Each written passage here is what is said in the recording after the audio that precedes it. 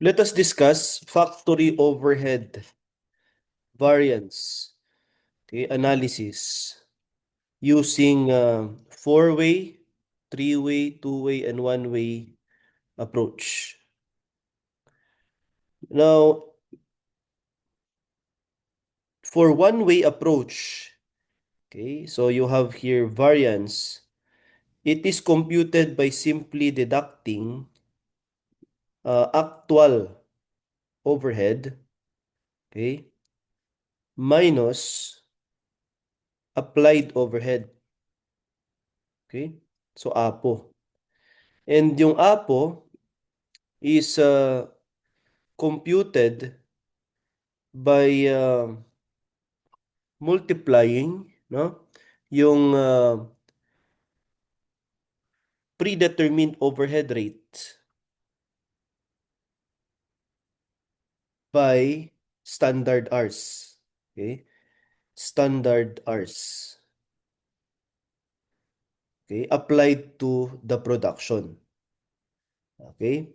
So, yung standard hours dito is equivalent to your um, standard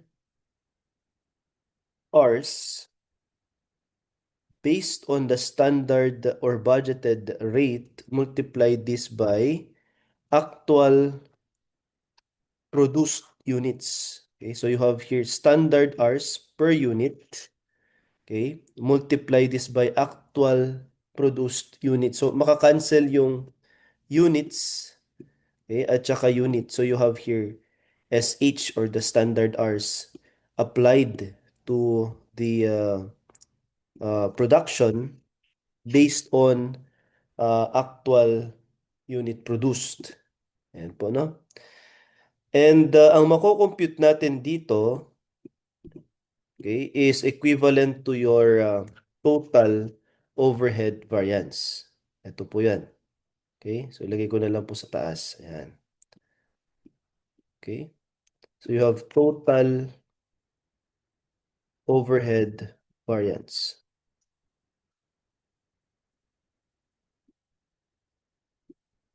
Okay. Ngayon, i-extend mo ito pababa. Ayan po, no? Extend natin pababa. I-extend mo rin yan pababa. Ayan. Yan natin ng kulay. Ayan. Okay? So you have here actual overhead. So, syempre, ito po ay may fixed overhead plus variable overhead. Okay? Ganyan po siya kinompute. Ito naman, na-discuss na natin yung computation. You have here APO. Okay? At ilalagay natin sa gitna yung budget allowed for standard hours or BAS. Okay? At may computation po dyan. Yan. Ang computation niyan ay budgeted fixed overhead, okay? Fixed overhead plus variable overhead rate times standard hours. Yan po, no? Okay. Pwede mo namang ilagay dito sa gilid na lang. Yan. So, bash. Okay? Ngayon, yung mako-compute kapag dineduct ito is your budget variance or your controllable variance. Okay? Ayan po, no? Ito naman, pag dineduct itong bash at saka apo, it is equivalent to your volume variance. Ganun lang. Tapos extend mo ulit yan. Okay, so this is para tayo nagta-triangle, no? Extend mo din pababa. So you have here bash, budget allowed for standard hours. Ayan po. You have here apo. So yung volume variance, hindi na siya magbabago, no? Whether it is two-way, three-way, or four-way. So pag dineduct ito, volume variance pa rin. Yan. Tapos itong budget variance or controllable variance, okay, is i-split natin yan. So nandito naman yung acto. Okay, acto. Actual overhead, which is again equivalent to fixed overhead at saka variable overhead na actual. Okay, actual. Okay. Ngayon, lalagyan mo ng bash dito sa tabi ni Apo at baa naman sa tabi ni Akto. Ayan. So you have here budget allowed on actual hours. Okay? So ito naman po ay mako-compute by simply multiplying. So you have dito na lang sa tabi niya, dalawang ayan, baa. The variable overhead, okay, rate times actual hours. So budgeted fixed overhead plus variable overhead rate, instead of multiplying standard hours, multiply this by actual hours. Kaya siya baa. Okay? So, ayan po, no? And kapag dinidak natin ang akto at saka baa, ito naman yung tinatawag nating spending variance. Okay? Tapos yung baa versus bash, it is equivalent to your efficiency variance. Okay? Kaya tatlo. 1, 2, 3. Okay? Three-way. So you have here one way. You have here two-way. Kasi dalawa yung mako-compute. Ito naman, three-way. And yung four-way, yung akto, split lang natin. Okay? Akto na fixed portion. Okay? Ayan po. And then, bawasan mo ng budgeted fixed overhead sa baa. Split mo din tong baa. Okay? Budgeted fixed overhead. Ayan po. And this will be equivalent to your spending. Okay? Fixed spending variance. Ayan, fixed. Ayan po, no? Spending variance. So, i-split mo lang din yung spending sa dalawa. Variable portion. So, variable actual overhead. Okay?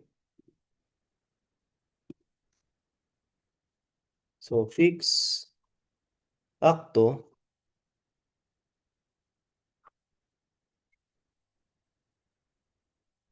less budgeted fixed overhead is equivalent to your fixed spending variance. And then variable portion ng actual overhead minus, okay, variable overhead rate times actual hours.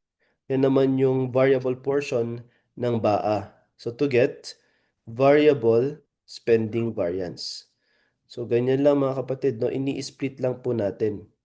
Okay? So, kaya siya naging four-way because apat nang mako-compute natin. Ayan, four-way. First, the fixed spending. So, ini-split mo lang yan. Second, the variable spending. Third, okay, BAA minus BASH. Yan po. Efficiency variance. And BASH minus APO. You have here fourth variance. We have the volume variance. Ayan lang po, no? So, take note of this, mga kapatid. Now, let us apply the concept sa problem solving.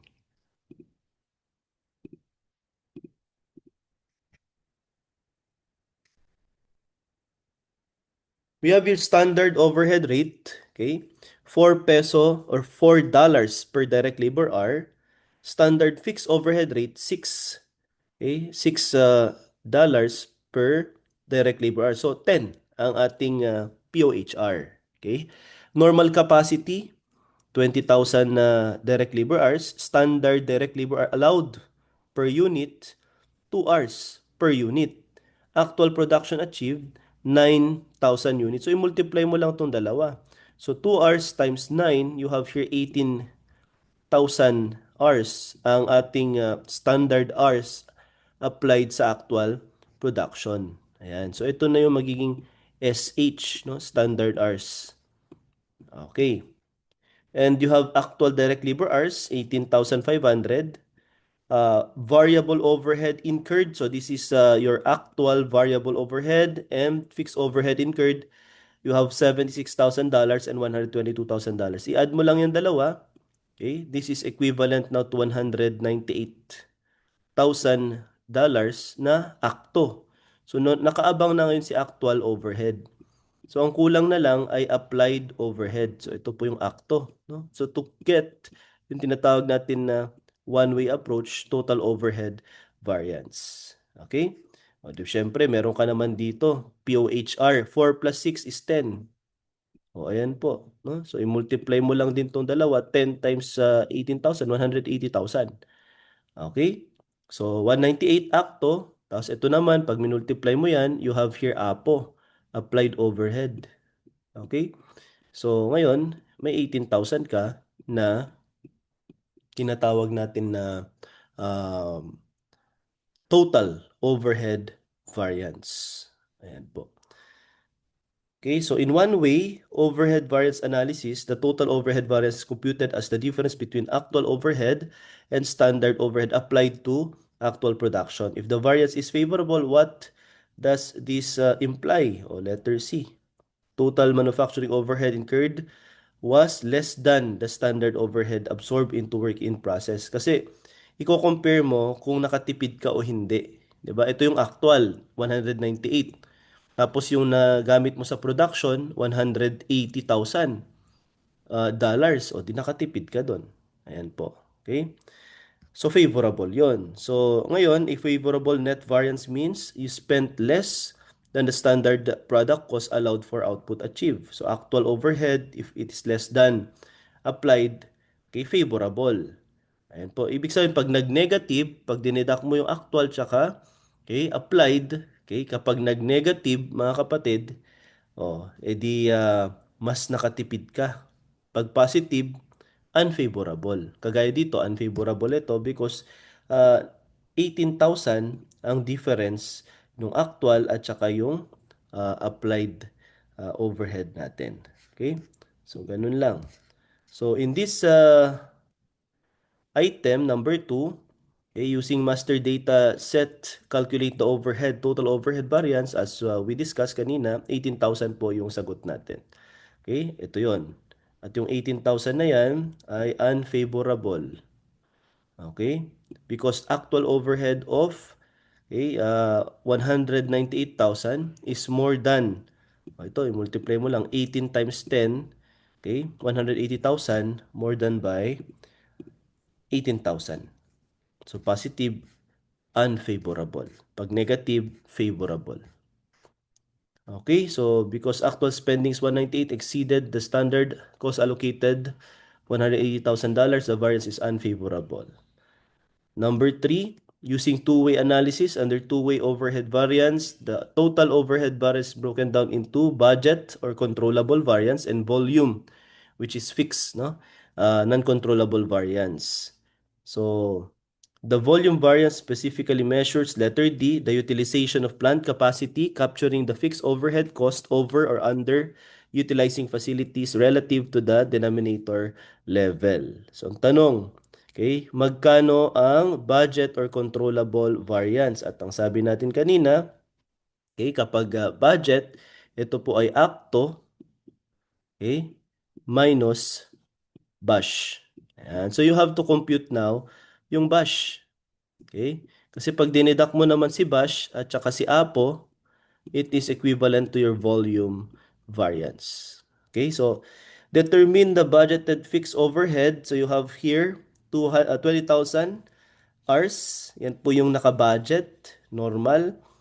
And multiply this by 6, predetermined overhead. So, ito po yung budgeted fixed overhead natin.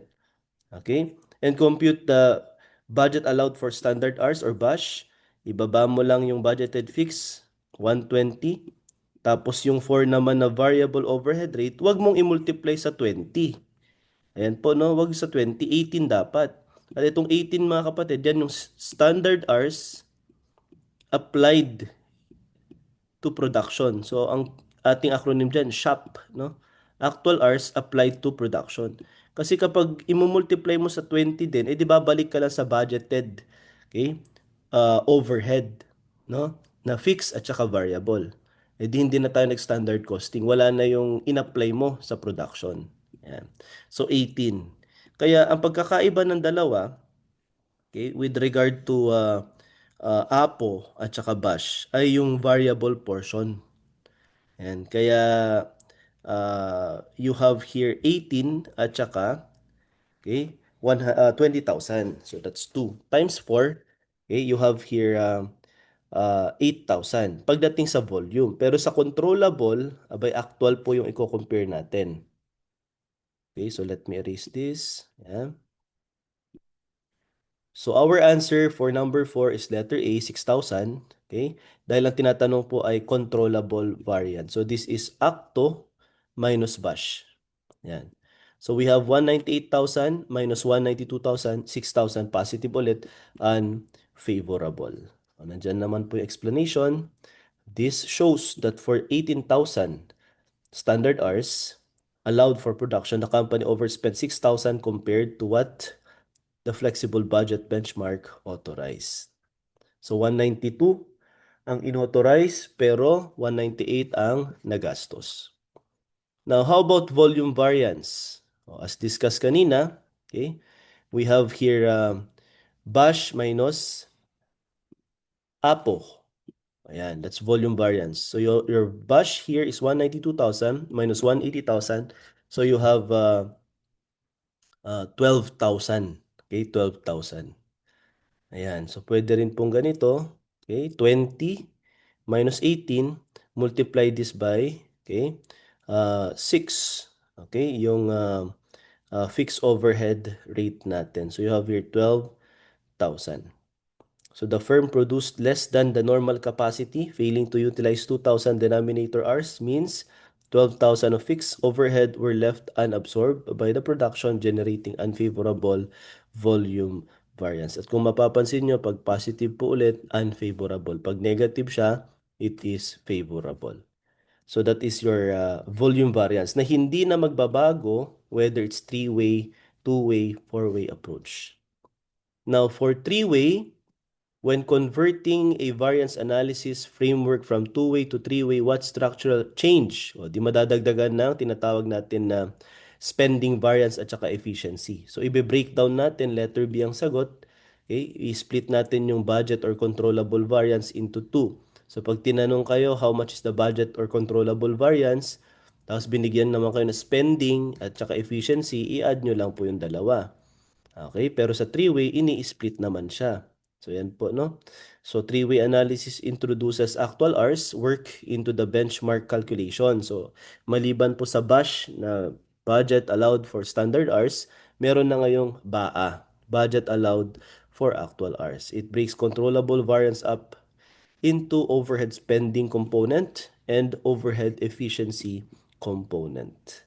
Now, using master data set, calculate spending variance under three-way analysis o spending. Okay, so we have again acto, okay, minus BAA. Ayan po, o di spending po yan. Okay, BAA. Okay, now BAA minus BASH. Ito naman po yung efficiency variance. No? Efficiency variance. Ayan. Kasi yung fixed portion, parehas na yan eh. Okay, yung budgeted fixed overhead. So yung actual at saka standard hours applied to production, doon mo tinitignan gaano ka-efficient yung production. So dito, spending, okay? Spending variance, ito naman efficiency variance. Ayan po yung three-way. Syempre nandito po kasi yung APO. Okay, nasabi natin hindi po magbabago yung volume variance, kaya tatlo po mako-compute. Now, spending variance, ang sagot natin, 4,000 unfavorable, so positive po ulit. At ang spending ay acto minus BAA. At ganito po siya kinompute. I-compute mo muna ang BAA, which is budgeted fixed overhead, yung 120. Okay, na na-compute kanina, ito po yung 6 times. Okay, ulitin lang po natin, 6 na POHR times 20,000. Okay, na normal. Okay? Capacity. Yan. So 120.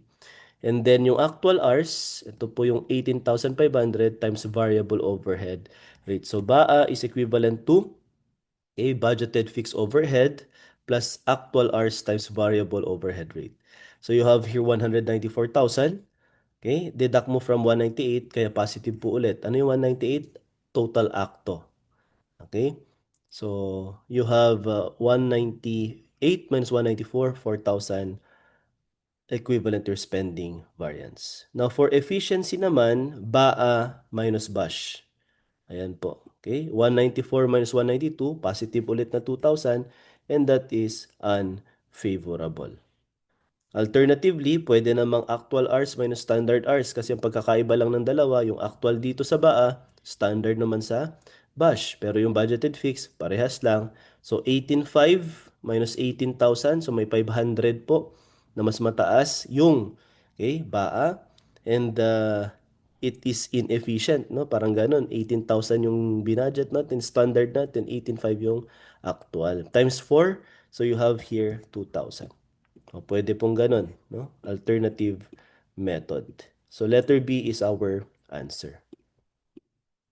Now let's proceed to so that's efficiency. Four-way approach. In four-way variance analysis, spending and efficiency elements are cleanly divided into distinct variable and fixed pool. Kaya sinesegregate mo lang magkano dyan sa akto ang fixed overhead. Magkano dyan sa akto ang variable overhead. Magkano naman sa BAA ang budgeted fixed overhead, that's 120. Magkano naman ang variable overhead rate times actual hours. Okay. So, ang tanong kasi dito is variable overhead spending. O, di ang gagawin natin, okay, i-deduct lang muna natin yung actual variable overhead, okay, sa budgeted variable overhead for actual hours. Okay, at ito po yung budgeted variable overhead for actual hours, yung 18,500 times 4. Okay, so yung BAA kanina, budget allowed for actual hours, nandyan ang budgeted fixed overhead na 120. Okay, 120. Tapos, nandyan po yung 74 na budgeted variable overhead based on actual hours. Kaya 194 po yung na-compute na BAA kanina. So, ini-split mo lang. Magkano dyan ang fixed? Ayan. Okay, magkano naman dyan ang variable? Ayan naman po. So yung 74, yan ang i-deduct mo sa actual overhead na variable. At sa problem given na po ito, 76,000 minus 74, our answer class ay 2,000 unfavorable. Okay, so pagdating naman kay uh, fixed overhead, o yan na po, no? O, tinanggal mo naman yung 120 na budgeted fix mula sa BAA. Pero i-deduct mo yung fixed overhead na actual, amounting to 122. So 122 minus 120 is equivalent to 2,000. So yan po. Okay, so you have unfavorable 2,000. So yung 122 at saka 76 is equivalent to 198 given yan sa problem. Yan po yung actual overhead na provided dito po sa problem natin. Okay? Ito yon. Ayan. So, given naman sila. O, naka-breakdown lang. Okay? So, kapag one way, total overhead. Okay? Variance. Kapag two-way, you have here budget variance or controllable and volume variance. Kapag three-way, spending variance, ini-split mo lang yung budget, okay? Tapos efficiency variance, okay, nakasplit na, and you have volume variance. And kapag four-way, itong spending natin, merong fixed portion, okay, acto fix minus, okay, budgeted fix overhead. So you have fixed spending variance at saka variable portion ng spending variance. Okay? And this is acto variable minus variable overhead rate times standard times actual hours, no, used in production. Yan. And then you have efficiency variance, okay, pangatlo po yan, at saka volume variance. Kaya siya po ay four-way approach. So, okay, so meron tayong quick note guide na pyramid lang po. One-way, two-way, three-way, and four-way approach. Okay, so with this, we end our discussion sa factory overhead rate variance analysis.